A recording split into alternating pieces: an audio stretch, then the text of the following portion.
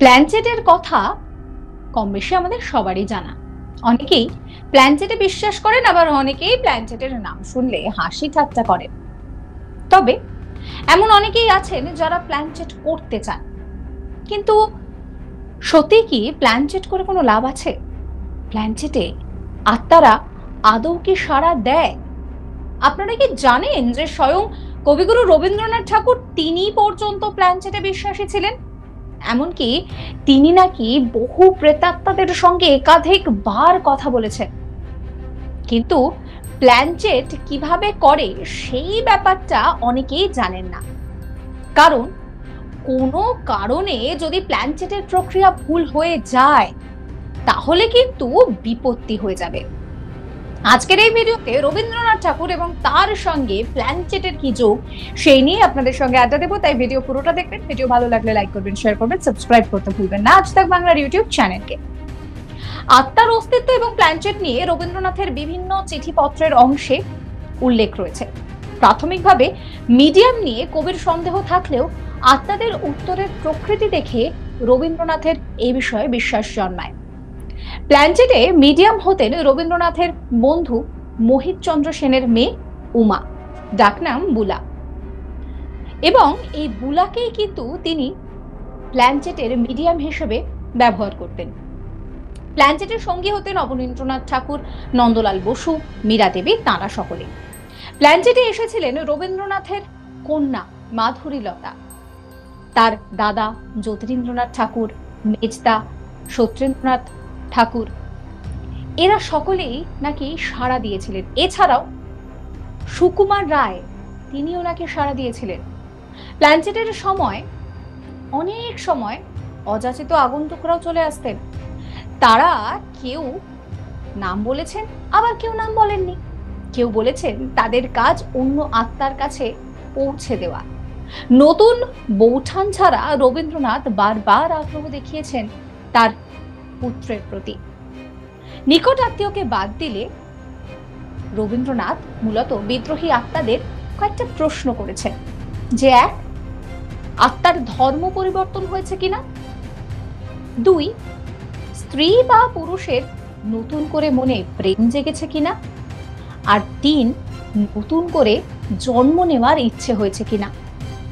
উমার সাহায্য নেওয়ার অনেক আগে থেকেই রবীন্দ্রনাথ এই প্ল্যানচেট করেছেন, কিন্তু মিডিয়ামের সাহায্য নেন উমাকে দিয়ে। 1929 সালের অক্টোবর, নভেম্বর, ডিসেম্বর মাস জুড়ে বিভিন্ন সময়ে উমার সাহায্যে তিনি মৃত আত্মীয় বন্ধুদের সঙ্গে যোগাযোগ স্থাপন করার চেষ্টা করেছেন।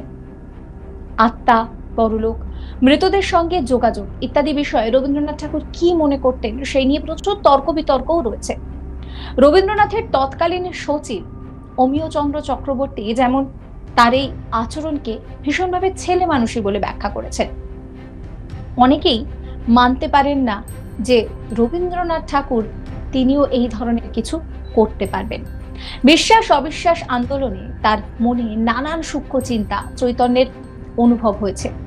বিভিন্ন সময়ে রবীন্দ্রনাথ নিজের বক্তব্য থেকে প্রমাণ করেছেন যে তিনি প্ল্যানচেট করতে পছন্দ করতেন, তার বিশ্বাস সেদিকেই যেন ছিল। তবে পরলোক তত্ত্বকে তিনি কখনো ধর্ম বিশ্বাসের সঙ্গে জড়িয়ে ফেলেননি। এই প্ল্যানচেট এবং রবীন্দ্রনাথ নিয়ে আপনাদের সঙ্গে আরো কথা বলবো, তবে তার আগে আপনাদেরকে বলি যে স্বামী বিবেকানন্দের মৃত্যুর ঠিক আগের মুহূর্তটা কেমন ছিল। তিনি কি আগে থেকেই জানতেন যে তিনি ওই দিন দেহ ত্যাগ করবেন? জানতে গেলে আই বাটনে লিংক দেওয়া আছে, সেই লিংকে ক্লিক করে আপনার ভিডিও দেখতে পারবেন। ভিডিও ভালো লাগলে লাইক করবেন, শেয়ার করবেন, সাবস্ক্রাইব করতে ভুলবেন না আজ তাক বাংলা ইউটিউব চ্যানেলকে। জীবনের একেবারে সায়ান্নে 1939 সালে রবীন্দ্রনাথ ঠাকুর মৈত্রেয়ী দেবীকে যা বলেছিলেন তাতে কিন্তু কিছুটা হলেও আভাস পাওয়া যায়। উমার ক্ষমতার কথা জেনে রবীন্দ্রনাথ প্রথমে কিন্তু যথেষ্টই সংশয়ী ছিলেন, কিন্তু প্রথম দিনই তার সংশয় কিছুটা দূর হয়ে আগ্রহ জেগে ওঠে। 1929 সালে 6 নভেম্বর রানী মহালনবিশকে লেখা একটি চিঠিতে তিনি লেখেন যে সেদিন বুলা এসেছিল। হঠাৎ কথায় কথায় প্রকাশ পেল তার হাতে প্রেতাত্মা ভর করে, পেন্সিল চালিয়ে নানান কথা কইতে পারে। বলা বাহুল্য, শুনে মনে মনে হাসলুম, বললুম আচ্ছা দেখা যাক। প্রথমে নাম বেরোলো মণিলাল গাঙ্গুলি। তার কথাগুলোর ভাষা এবং ভঙ্গির বিশেষত্ব রয়েছে। উত্তরগুলো শুনে মনে হলো যেন সেই কথা বলছে।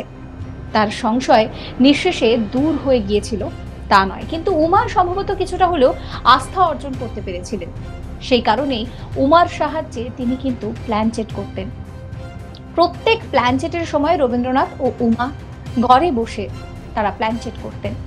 কখনো আসর বসত জোড়াসাঁকোয়, কখনো শান্তিনিকেতনের উদয়নে। শ্রোতা হিসেবে এক একবার এক এক দল।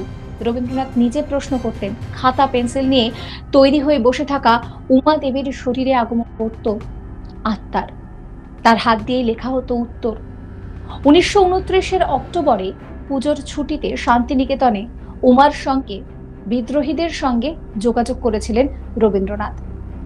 এই সব আলাপচারিতার কোনো রকম লিখিত উল্লেখ নেই, কিন্তু তিনি যে এগুলোতে বিশ্বাস করতেন সেটা কিন্তু তার প্রচুর লেখা, তার প্রচুর চিঠি, নথিতে রয়েছে।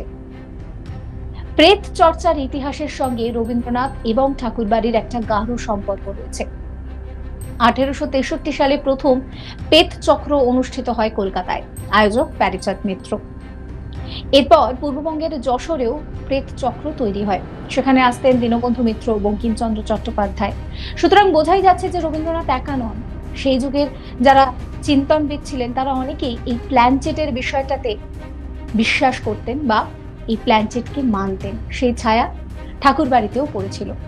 ছোটবেলা থেকেই রবীন্দ্রনাথও এর শরিক হয়েছিলেন। একটি যন্ত্র সেই সময় বেশ চালু ছিল, রবীন্দ্রনাথ যার নাম দিয়েছিলেন প্রেতবাণীবহ চক্রযান। এই যন্ত্রের সাহায্যেই কিশোর কবির সাক্ষাৎ হয়েছিল নাকি মাইকেল মধুসূদন দত্তের সঙ্গে। আবার অনেকে এও বলেন রবীন্দ্রনাথ তিনিও নাকি সাড়া দিয়েছিলেন এই প্ল্যানচেটে। তবে রবীন্দ্রনাথ ঠাকুর বারবার তার ছেলেকে ভীষণভাবে ডাকতেন, তার আদরের বৌদিকে ভীষণভাবে ডাকতেন।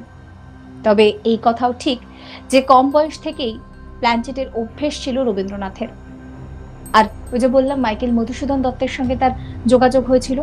এরপর 20-21 বছর বয়সে ফের প্ল্যানচেট করা শুরু করেন তিনি, কিন্তু সেবার আসর দীর্ঘস্থায়ী হয়নি, কেননা অন্যতম উদ্যোক্তা হেমেন্দ্রনাথের আচমকাই মৃত্যু হয়।